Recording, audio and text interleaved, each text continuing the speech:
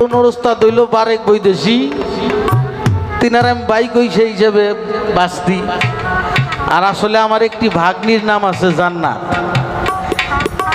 ওর নামও জান্নাত, দিল ভাগ্নি হয়, দুই হিসাবেই মা কখন যায়, তাই না? কেউ যে সাইদা বাপের শালা হইতে চায়,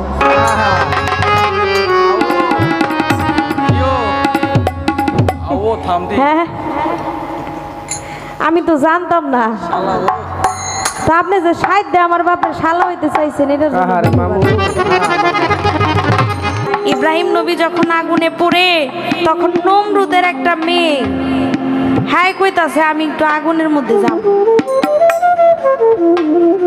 আমি একটু আগুনের ভিতরে যাবো। তখন ইব্রাহিম নবী বলতেছে তুমি কি আসবে? ওই মেয়েটা বলে হ্যাঁ আমি আসবো। তখন ইব্রাহিম নবী একটা আয়াত ওনাকে শিখাই দিছে।